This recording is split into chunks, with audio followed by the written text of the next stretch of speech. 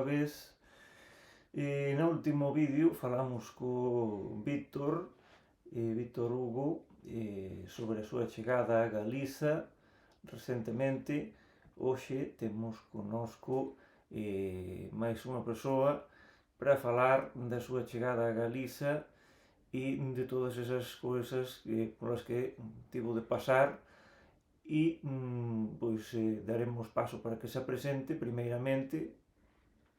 Oi, gente, eu me chamo Thalia, eu sou formada em Letras pelo Brasil, pela Universidade Federal de Sergipe, e eu tô aqui na Galiza, em Santiago de Compostela, sendo auxiliar de conversação de língua portuguesa. Pois, a Thalia está desde há poucos meses, non sei quantos eran exactamente, 6 meses. meio ano, aquí na Galiza, e chegou nun programa para traballar de auxiliar. Quais foron as dificultades para chegar aquí en questões de documentos? Como é que achaste o programa ese para vir cá? Tiñas idea de estar na Galiza? Conta-nos un pouco. Então, gente, quando eu ainda era graduanda, eu dei aula em um programa chamado Idiomas Sem Fronteiras. E esse programa, ele tem um edital da Andifes, que agora eu não vou saber falar o significado dessa sigla, mas todas as pessoas que dão aulas no Idiomas Sem Fronteira pode vir ser auxiliar de conversa. E foi o meu caso, então eu me inscrevi nesse edital, que eram 4 vagas, mas eu fiquei na 6ª colocação. Então, assim, de imediato eu não passei, mas eu fiz todo o processo e fiquei esperando alguma desistência ou que houvesse mais chamados, né? Daí o que aconteceu? Eu me inscrevi em março de 2022 e eu só fui convocada em agosto do mesmo ano. E era pra eu estar aqui em outubro. Então, eu tinha 2 meses, né, pra deixar tudo lá e vim pra cá. Daí eu trabalhava lá no Brasil, eu dava aula de português como língua materna. Daí, quando eu fui convocada, eu vim pra aqui, pra Galiza, mas a minha primeira opção era ir pra Andaluzia, por causa do clima, que é muito mais semelhante ao da minha região no Brasil, mas acabei vindo pra cá. Daí eu tive que tirar o meu visto. Daí, pra tirar o visto, eu precisei de alguns documentos, deixa eu ver se eu lembro.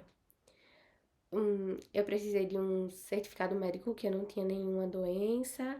Precisei dos meus antecedentes penais apostilados, né, pela apostila de Haia, porque eu não cometi nenhum delito no Brasil.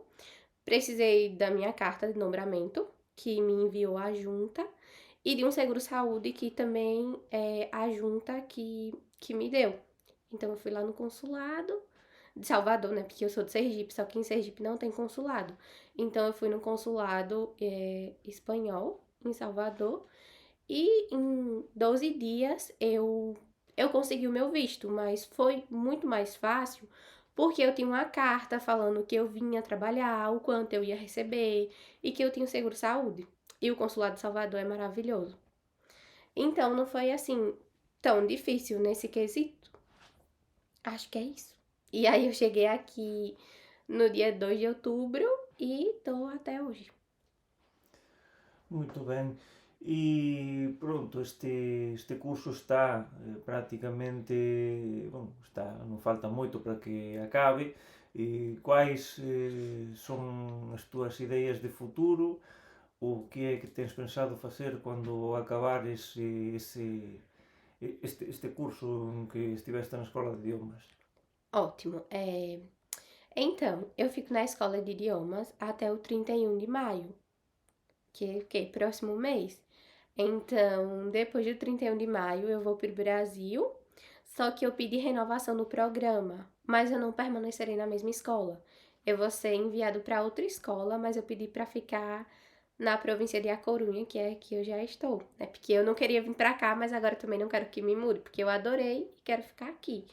E aí, eu vou voltar do Brasil em outubro, para mais 8 meses de programa. Ok. E entón xa nesta parte final, depois de coñecer esa parte vital e tamén dese, digamos, proceso en que te candidataste e chegaste cá, e comenta cual foi digamos, a túa recesión na Galiza, quais foran esas sensacións iniciais ao entrar en contacto co pobo galego e cual a túa idea sobre a situación do galego especificamente en Santiago de Compostela, que é onde estás a traballar. Que pergunta difícil, hein? Então, quando eu cheguei aqui, eu senti muita dificuldade porque eu achava as pessoas muito fechadas, né?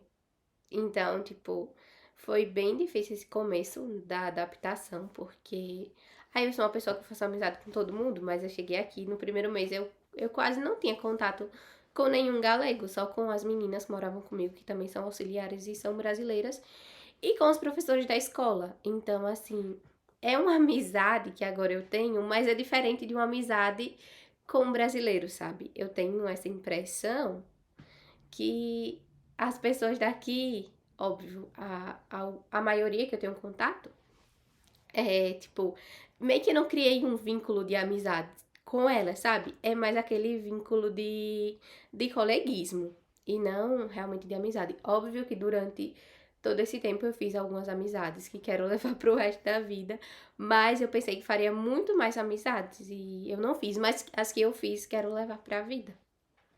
E qual foi a outra pergunta? A questão da língua? Ah, sim. Então, gente, quando eu vim pra cá, eu sabia que aqui falava galego.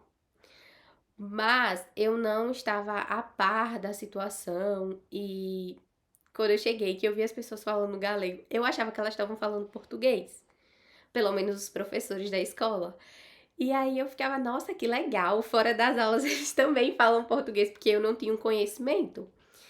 Só que aí depois, o meu tutor me falou que ele não falava português comigo, que ele falava galego, que ele tava falando galego. Eu fiquei, nossa, meu Deus, como assim? É tipo muito parecido, eu consigo entender tudo. E já tem outras pessoas que eu não consigo entender tão bem, que são as pessoas que falam um galego mais misturado, ou não sei, com castelhanismos. Esse galego eu não consigo entender tão bem, mas não é algo que eu, meu Deus, não consigo entender nada. Uma coisa ou outra passa, sabe? Mas na maioria das vezes eu consigo entender tudo. E quase não falo castelhano. Quase nunca, gente. Eu falo mesmo português e as pessoas falam galego e conseguimos nos comunicar perfeitamente. Pronto, entón tú achas que a saúde do galego en Santiago é mellor do que o que comentou o noso anterior convidado, o Víctor Hugo, no caso da Coruña? Eu acho que sim, porque em Santiago as pessoas falam bastante galego, né? Eu não sei a porcentagem, mas eu acho que é o lugar que mais fala galego. Então eu acredito que sim, que tá melhor que na Corunha. Porque as pessoas realmente falam muito galego.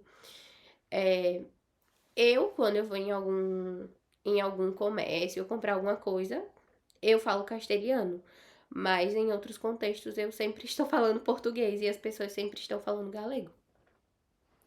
E, por último, no caso de outras persoas do Brasil que coñezas que están a morar en Santiago, cual qual é o resultado dese tempo en Santiago? Eles saben galego, falan en portugués do Brasil coas outras persoas, falan castellano, como é que están a reaxir as persoas que chegan do Brasil ante esta nova situación, nesta nova morada? Então, eu conheço sim alguns brasileiros que moram aqui em Santiago. Conheço alguns que já moram há 4, 5 anos. E não, essas pessoas elas não falam galego. Elas usam castelhano no seu dia a dia e com outras pessoas também. Que é o que eu vejo, que as pessoas elas chegam aqui e elas não aprendem galego. Elas usam castelhano. Pois, pronto. Temos máis ou menos xa unha idea dunha nova persoa do Brasil que está a morar na Galiza, e estes son máis ou menos os resultados e como están a ver a situación da lingua e da terra.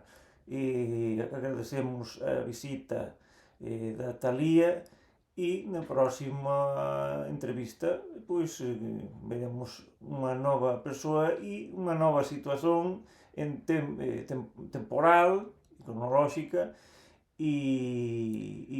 dunha nova cidade, para ver quais son as impresións desta outra persoa. Moito obrigados, Talía, pola túa visita, Nada. e vémonos no próximo vídeo.